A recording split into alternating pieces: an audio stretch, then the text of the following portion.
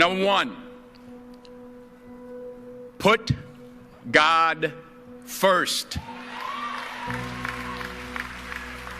Put God first in everything you do.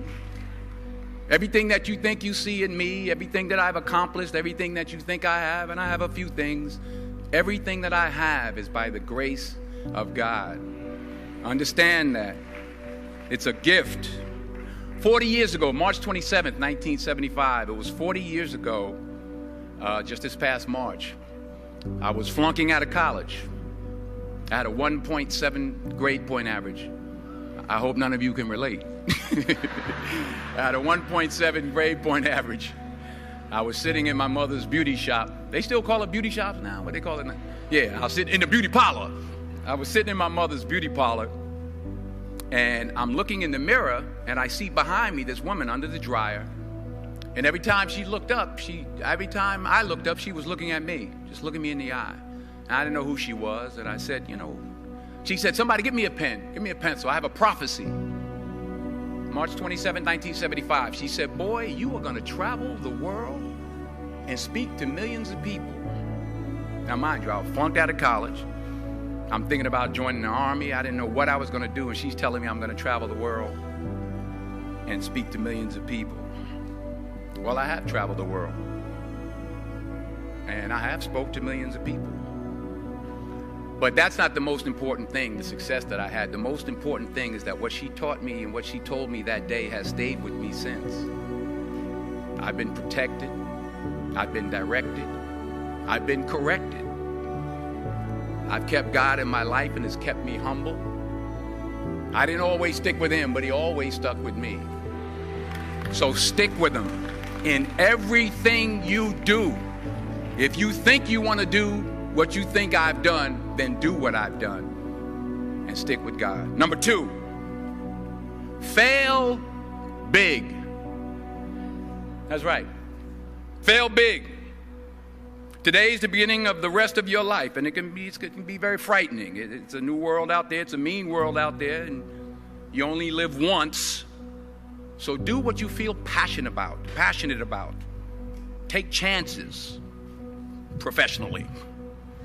Don't be afraid to fail. There's an old IQ test, was 9 dots, and you had to draw 5 lines with a pencil within these 9 dots without lifting the pencil. The only way to do it was to go outside the box. So don't be afraid to go outside the box. Don't be afraid to think outside the box. Don't be afraid to fail big, to dream big. But remember, dreams without goals are just dreams, and they ultimately fuel disappointment. So have dreams, but have goals. Life goals, yearly goals, monthly goals, daily goals. I try to give myself a goal every day. Sometimes it's just to not curse somebody out. Simple goals, but have goals. And understand that to achieve these goals, you must apply discipline and consistency. In order to achieve your goals, you must apply discipline, which you have already done, and consistency every day, not just on Tuesday and miss a few days. You have to work at it every day. You have to plan every day. You've heard the saying, we don't plan to fail, we fail to plan. Hard work works. Working really hard is what successful people do.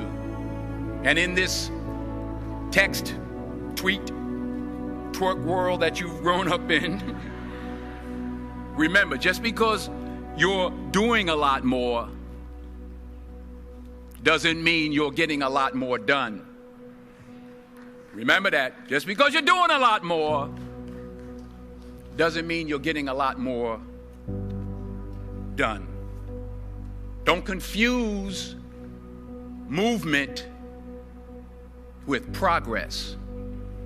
My mother told me, she said, yeah, because you can run in place all the time and never get anywhere. So continue to strive, continue to have goals, continue to progress. Number 3, you'll never see a U-Haul behind a hearse. I'll say it again. You'll never see a U-Haul behind a hearse. I don't care how much money you make, you can't take it with you. The Egyptians tried it. They got robbed. That's all they got. You can't take it with you. And it's not how much you have. It's what you do with what you have. We all have different talents. Some of you will be doctors, some lawyers, some scientists, some educators, some nurses, some teachers. Yeah, okay. Some preachers. The most selfish thing you can do in this world is help someone else. Why is it selfish? Because the gratification, the goodness that comes to you, the good feeling that I get from helping others, nothing's better than that. Well, one or two things, but nothing's better than that. Not jewelry, not big house I have, not the cars, but it's the joy. That's where the joy is, in helping others. That's where the success is, in helping others. Finally,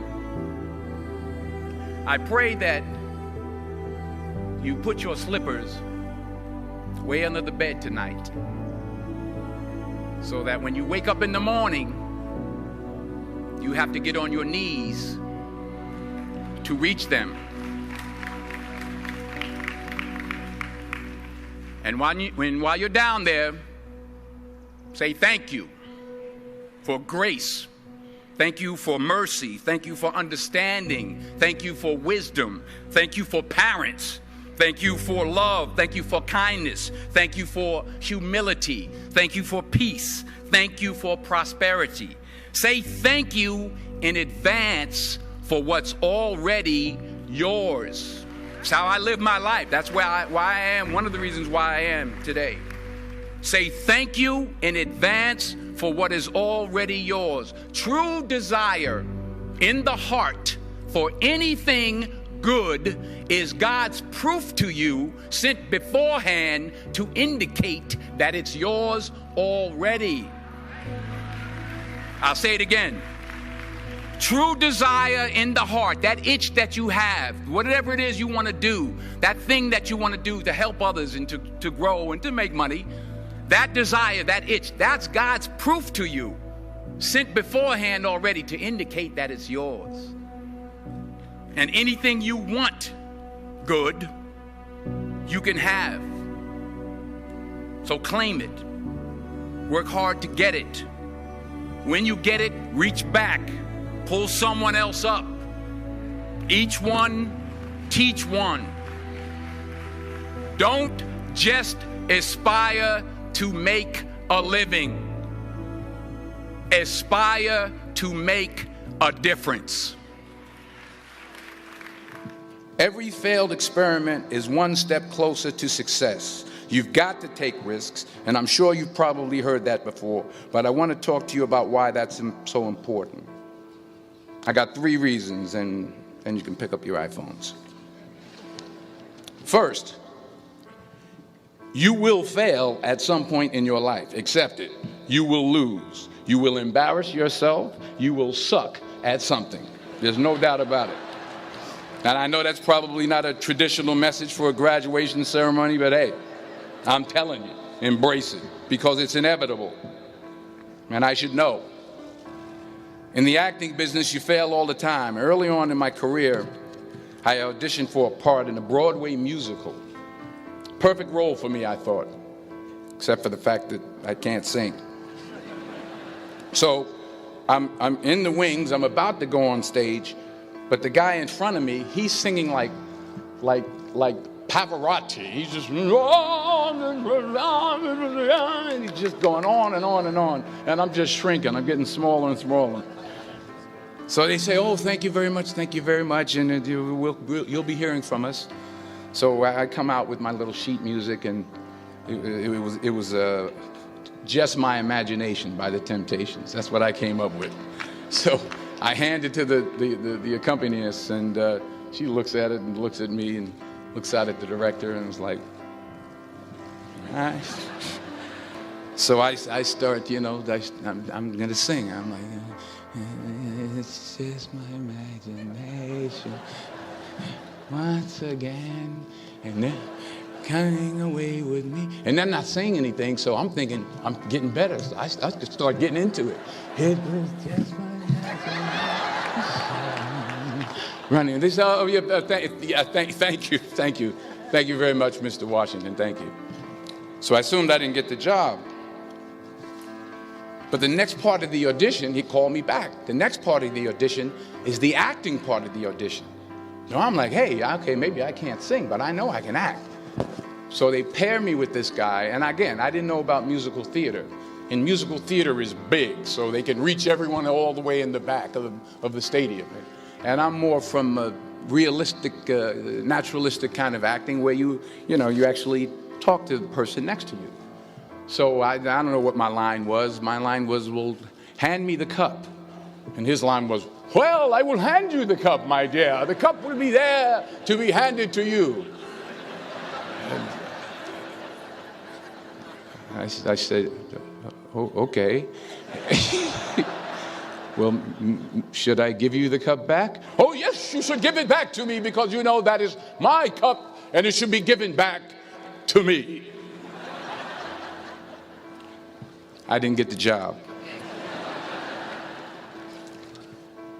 But here's the thing. I didn't quit. I didn't fall back. I walked out of there to prepare for the next audition, and the next audition, and the next audition. I prayed. I prayed, and I prayed. But I continued to fail, and fail, and fail. But it didn't matter, because you know what? There's an old saying, you hang around the barbershop long enough, sooner or later you're going to get a haircut. So you will catch a break, and I did catch a break. Last year, I did a play called Fences on Broadway. Someone talked about it.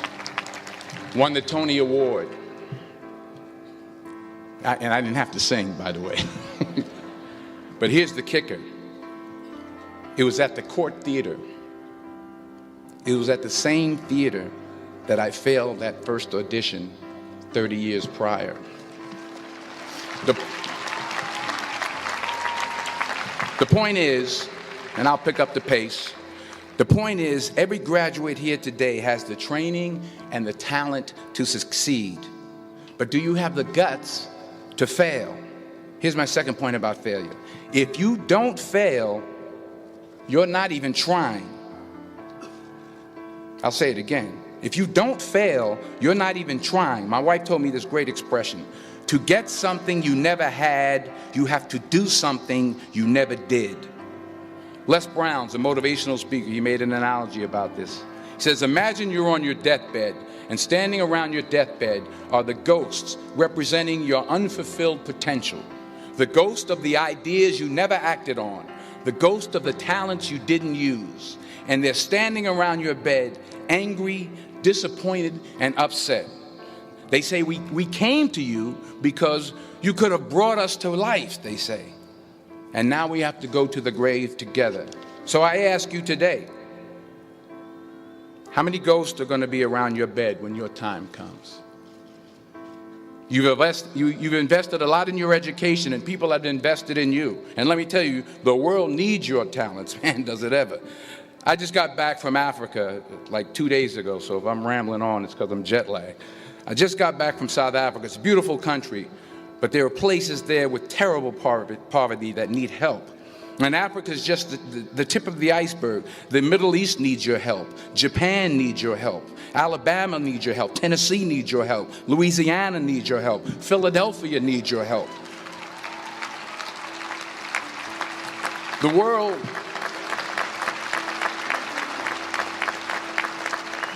world needs a lot, and we need it from you. We really do. We need it from you young people. I mean, I'm not speaking for the rest of us up here, but I know I'm getting a little grayer. We need it from you, the young people, because remember this. So you got to get out there.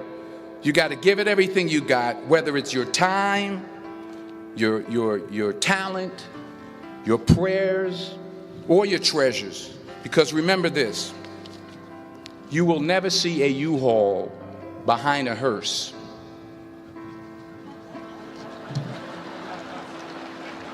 I'll say it again. You will never see a U-Haul behind a hearse. You can't take it with you. The Egyptians tried it, and all they got was robbed. So the question is, what are you going to do with what you have? I'm not talking about how much you have. Some of you are business majors. Some of you are theologians, nurses, sociologists. Some of you have money. Some of you have patience. Some of you have kindness. Some of you have love. Some of you have the gift of long suffering. Whatever it is, whatever your gift is, what are you going to do with what you have? All right, now here's my last point about failure. Sometimes it's the best way to figure out where you're going. Your life will never be a straight path. I began at Fordham University as a pre-med student. I took a course called cardiac morphogenesis. I still can't say it. Cardiac morphogenesis. I couldn't read it. I couldn't say it. I sure couldn't pass it. So then I decided to go into pre-law, then journalism. And with no academic focus, my grades took off in their own direction. Yeah, down.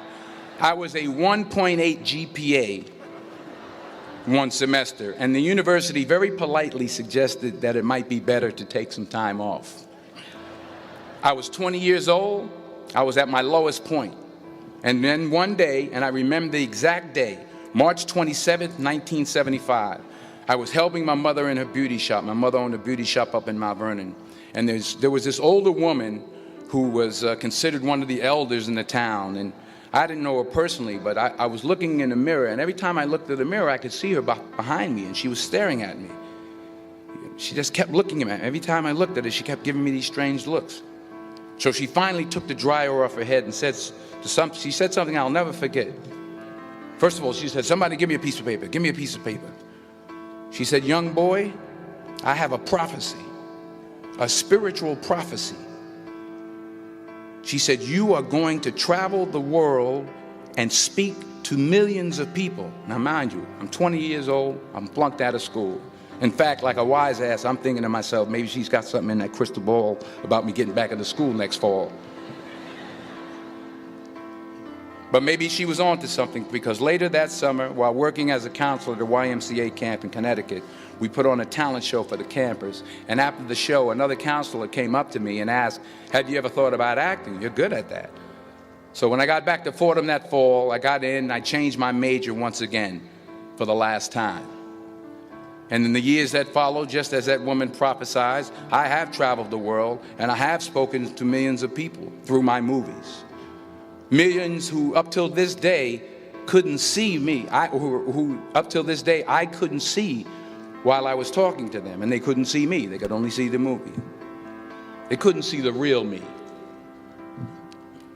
But I see you today, and I'm encouraged by what I see. And I'm strengthened by what I see. And I love what I see.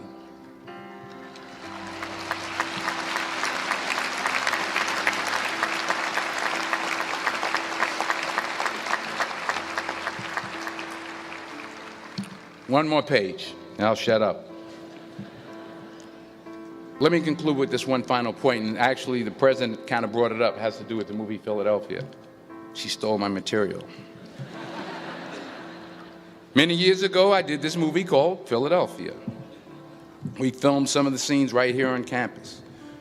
Philadelphia came out in 1993. Most of you were probably still in diapers. Some of the professors, too. But that cracked me up.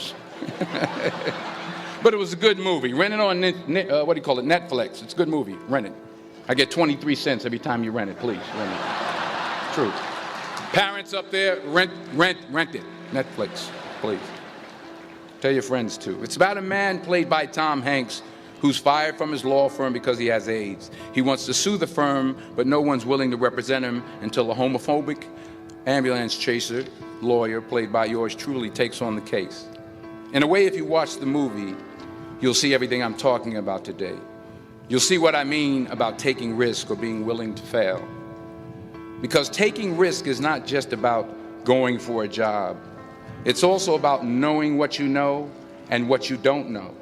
It's about being open to people and to ideas. In the course of the film, the character I play begins to take small steps, small risks. He very, very, very slowly begins to overcome his fears. And I feel ultimately his heart becomes flooded with love. And I can't think of a better message as we send you off today. To not only take risks, but to be open to life, to accept new views, and to be open to new opinions, to be willing to speak at a commencement at one of the best universities in the country, even though you're scared stiff. While it may be frightening, it will also be rewarding. Because the chances you take, the people you meet, the people you love, the faith that you have, that's what's going to define you. So members of the class of 2011, this is your mission. When you leave the friendly confines of Philly, never be discouraged. Never hold back. Give everything you got. And when you fall throughout life, and remember this, fall forward.